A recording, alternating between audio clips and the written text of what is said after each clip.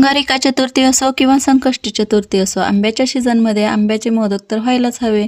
तर मग आज आपण छान चविष्ट असे हापूस आंब्याचे रसरशीत मोदक तयार करणार आहोत. ज्यांना मोदक अजिबात जमत नाहीत ते सुद्धा अगदी व्यवस्थित मोदक करतील इतक्या साध्या सोप्या पद्धतीने. हे असे तोंडात टाकताच विरघळणारे मऊ लुसलुशीत आंब्याचे मोदक कसे तयार करायचे हे मी सांगणार आहे. मस्त असा साजूक तूप घालून हा आंब्याचा मोदक बाप्पाला नैवेद्य म्हणून दाखवला तर किती छान. चला तर मग याची साधी सोपी आणि अचूक पद्धत जाणून घेऊया. नमस्कार, सविताज किचनमध्ये सर्वांचे खूप खूप मनापासून स्वागत. आता मी गॅसवर कढई ठेवली आहे. त्यात अगदी एक छोटा चमचा तूप टाकलं आहे आणि हा नारळाचा चव 1 वाटी असा घेतला आहे मी. हा नारळाच्या पाटीची साल काढून आपण चॉकलेटी भाग काढून नंतर हा मिक्सरमध्ये नारळाचा चव तयार केलेला आहे. फिरवून घेतला आहे चालू बंद करत. तर हा नारळाचा चव छान आपण असा परतून घेऊया. पाण्याचा अंश जाईपर्यंत आपण परतून घेऊया म्हणजे आपलं हे सारण छान होईल. तर ज्या वाटीने नारळाचा चव घेतला त्याच वाटीने मी गूळ अर्धी वाटी असा घेतला आहे आणि तो सुद्धा सुरीने कापून घेतला आहे म्हणजे लगेचच गूळ यामध्ये मिक्स होतो, लगेच वितळला जातो. ज्या वाटीने नारळाचा चव घेतला त्याच वाटीने मी पाव वाटी असा हापूस आंब्याचा गर घेतला आहे. हा हापूस आंब्याचा गर मिक्सरमध्ये फिरवून न घेता मी तसाच घेतला आहे आणि हा छान असा मिक्स करूया. लहान आच आहे गॅसची आणि हे आपण सारण बनवत आहोत. ह्या पद्धतीने लहान आच आहे आणि सतत ढवळत ढवळत हे मिश्रण आपण एकत्र करून घेऊया, मिक्स करून घेऊया. आंबा, गूळ आणि नारळाचं चव इतकंच आपण घेतलं आहे, पण खूप छान रसरशीत ह्या हापूस आंब्याचे मोदक होतात. थोडीशी विलायची पावडर, जायफळ पावडर टाकली आहे. थोडीशी नाही टाकली तरीही चालेल, कारण आंब्याचा सुद्धा फ्लेवर खूप छान असतो. तर हे आपलं सारण छान असं तयार झालं आहे. एकदम लहान आचेवर मी हे मिक्स करत करत गूळ सगळा मेल्ट झाला आहे आणि हे सारण आपलं तयार आहे. मोदकचं आवरण तयार करण्यासाठी तर मी इंद्रायणी तांदूळचा वापर केला आहे. इंद्रायणी तांदळाचं पीठ घेतलं आहे. इंद्रायणी तांदळाचे मोदक खूप छान होतात, फ्लेवर सुद्धा छान येतो. इंद्रायणी तांदळाचे मोदक बनवताना इझिली आपण बनवू शकतो. नवीन कोणीही शिकत असेल त्यांना सुद्धा इझिली जमतील इतके सोपे जातात इंद्रायणी तांदळाची आपण पावडर घेतल्यामुळे. ज्या वाटीने नारळाचा चव घेतला त्याच वाटीने अर्धी वाटी असं हापूस आंब्याचा गर घेतला आहे आणि त्याच्यात अर्धी वाटी असं पाणी टाकलं आहे. या ठिकाणी तुम्ही दूधसुद्धा टाकू शकता. कढई गरम करायला ठेवली आहे, मध्यम आच आहे आणि जो आपण गर आणि पाणी घेतलं आहे ते टाकून घेतलं आहे कढईमध्ये. याला छान अशी उकळी येऊन द्यायची. उकळी आली की आपल्याला यामध्ये आपण जे पीठ घेतलं आहे इंद्रायणी तांदळाचं पीठ ते टाकून घ्यायचं आहे. तर इथं छान अशी उकळी आली आहे. मीठ टाकलं आहे चवीनुसार थोडंसं आणि तूप टाकलं आहे 2 चमचे, छोटे 2 चमचे टाकले आहेत आणि आता हे छान मिक्स करून घेऊयात. हे मिश्रण छान असं उकळी आलं आहे, पाहू शकता तुम्ही. तूपसुद्धा सगळं मेल्ट झालं आहे आणि लहान आच आहे गॅसची. आपण तांदळाचे पीठ घेतलेले, इंद्रायणी तांदळाचं पीठ घेतलं आहे ते यामध्ये हळूहळू टाकून सगळं मिक्स करून घेऊया.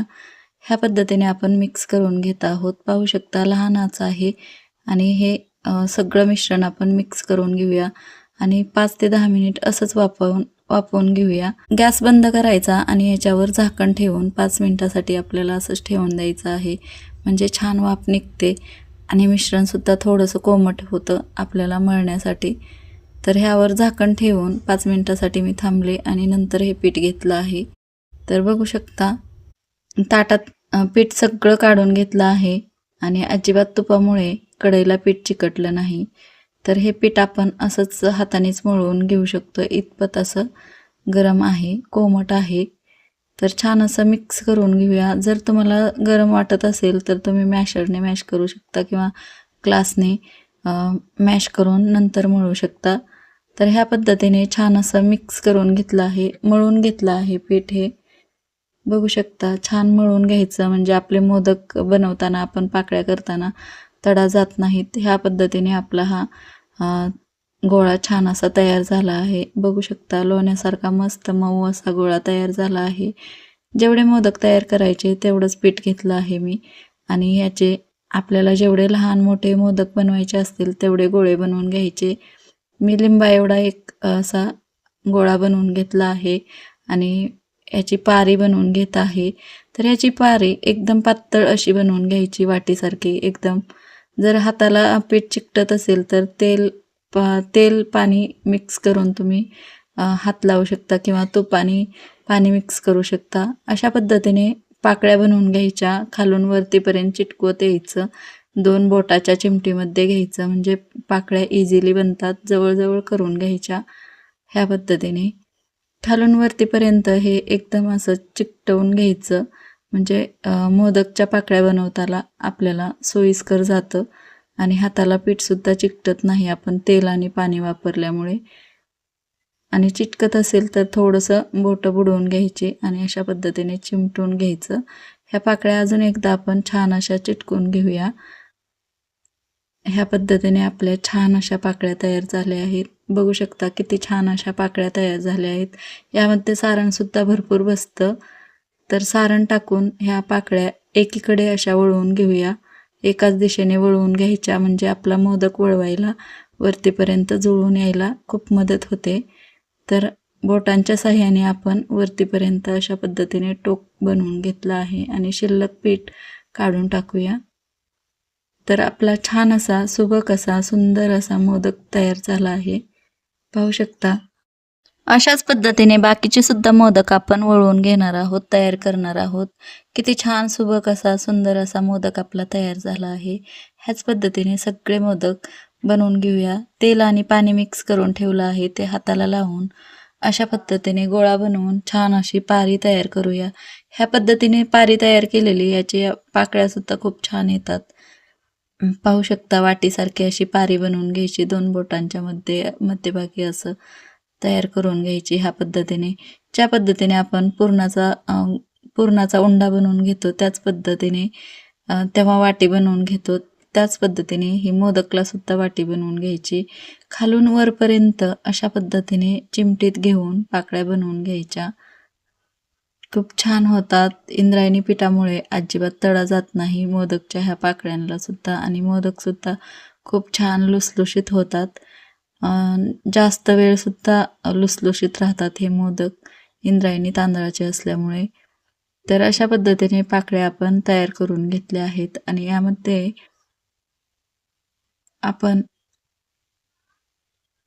सारण भरून घेऊया.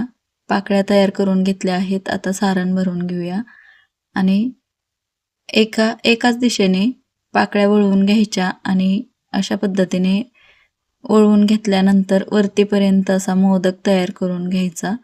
वरतीपर्यंत असं बोटांच्या साह्याने घ्यायचं आणि शिल्लक पीठ काढून घ्यायचं. आपले मोदक असे सुबक सुंदर छान असे हे मोदक तयार आहेत.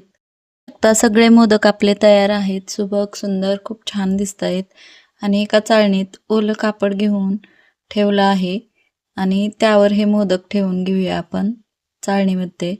तर पाण्यात थोडासा मोदक बुडवून आपण यामध्ये ठेवला ना तर हे आपण काढताना गरम असताना सुद्धा चिटकत नाहीत, म्हणून थोडंसं पाण्यात बुडवून मोदक चाळणीत ठेवायचा. उकळी आली आहे पाण्याला आणि यामध्ये चाळण ठेवून आपण हे मोदक छान असे वाफवून घेऊया. 15 मिनिटासाठी मध्यम आचेवर हे मोदक वाफवून घेतले आहेत. बघू शकता खूप छान मोदक तयार झाले आहेत. आंब्याचे असल्यामुळे कलरसुद्धा खूप छान आला आहे, रंग खूप छान आला आहे आणि हे मोदक वाफवून झाले आहेत का एका चाकूच्या साह्याने किंवा काट्याच्या चमच्याने पाहायचे. चाकू क्लीन येतोय ह्याचा अर्थ आपले हे मोदक तयार आहेत.